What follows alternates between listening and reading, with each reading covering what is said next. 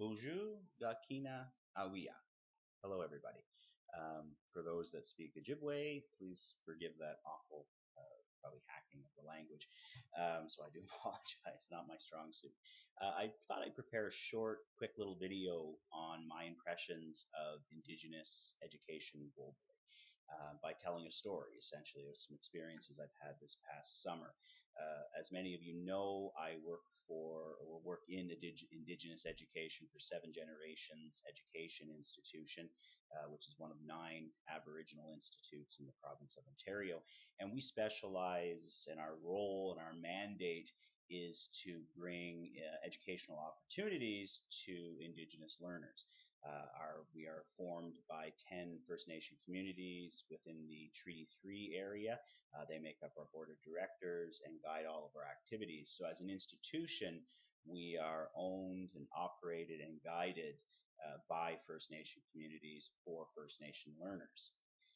We also happen to be a member of WINHEC, and going back to 2002, our leadership at that time was intricately involved in creating the institution of WINHEC and have had involvement with that organization ever since. And we are a WINHEC member and feature prominently there. This past summer, I actually had the opportunity to attend the World Conference on Education that was hosted by WINHEC in Toronto. And I think the story that I can tell there and my experience there and what I saw really does give in my interpretation of where Indigenous education is at globally at the present time. And I think if I were to put out 3 words that I think that kind of describe it, I'd say rebuilding, revitalizing, and empowered. The conference had about 6,000 people from all over the world. I forget the exact number of nations, but from 6,000 people that are involved in Indigenous education as academics, students, administrators, any position within education that you can think of was represented at this particular conference. And it was an entire week of different presentations, think tanks, conferences, where information was essentially shared through stories like I'm telling you right now, so that others can take that information, pull it into what they know, and then go back and use it within their own communities. So the whole structure of the entire conference really was centered around what we're learning about to be Indigenous education and Indigenous ways of knowing. I actually personally participated in what they call the master's class. So I took a 2-day workshop essentially where I worked with people from New Zealand, Australia, Hawaii, Canada, a number of countries from all over. And we all came together, and originally I walked into this with my somewhat kind of clover, narrow mind, I guess you could say. And when I'm thinking master's class, I'm thinking I'm going to have these academics giving me what are going to be best practices to engage Indigenous learners. And so immediately upon the start of that class, it was flipped around. And the facilitators of the program, and there were 3 of them, actually turned to us and said, you tell us, what are the best practices in Indigenous education and how are the best ways to engage Indigenous learners within your classroom?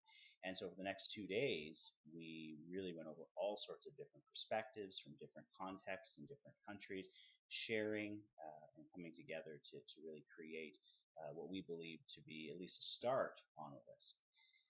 So it's that really, that rebuilding, that collecting of knowledge and bringing it all together. And that's when I talk about Indigenous education at this stage in time is rebuilding.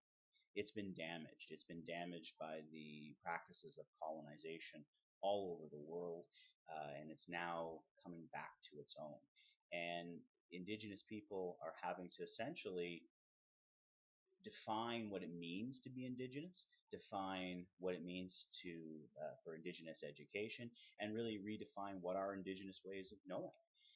So much was damaged that they really have to go back to those bare bones and rebuild and recreate. But I think that from what I could see at that particular conference, it's well on its way. I mean, you're looking at WinHack having been established in 2002. We're now in 2018. You've got basically 16 years essentially that this organization's been around. It's got a lot of work to do, but it is coming around, and I think that they're on the right track. As Indigenous people, they are taking back that power and they are revitalizing their languages and cultures around the world. Here in Canada, and I can only speak to the Ontario context, this last year has seen some amazing headway. Seven Generations as an Aboriginal institution actually was founded in 1985, and around that time there were a lot of the other nine Aboriginal institutes kind of formed in a similar time. And really, for the last 30 plus years, we have operated really on a shoestring, annual budgets, always at the whim of the government of the day to decide what kind of funding we're going to get, what kind of programs they're going to support. Well, out of this WinHec in this World Indigenous Education Conference this past year, and it wasn't all as a result of this, because this has been going on for years and years, but kind of coming out of that, we finally found and had legislation introduced at the provincial level, and they of course have the mandate for education in the province, that we will be creating a position in the post-secondary landscape in Ontario for Aboriginal institutes. So we will become a third pillar alongside colleges and universities in Ontario's post-secondary education system. And a big part of that now means that we will receive core funding. That means we can begin to develop our own programs in program and in ways that are in keeping with Indigenous knowledge and meeting the needs of Indigenous learners without always having to be beholden to a mainstream post-secondary institute, which is largely what's had to happen over the last 30 plus years. So as a result of these changes, Aboriginal institutes will be able to become fully accredited to issue certificates, diplomas, and degrees in post-secondary education in the province of Ontario. And that is a huge, huge change from what we've seen over the last 30 plus years and prior to that. So I would say that Aboriginal education globally, and certainly in the context of Ontario, is going strong. We have a lot of great things on the horizon, and I really hope to see that continues. So I thank you very much for listening. I hope my story has been somewhat enlightening, and Miigwech.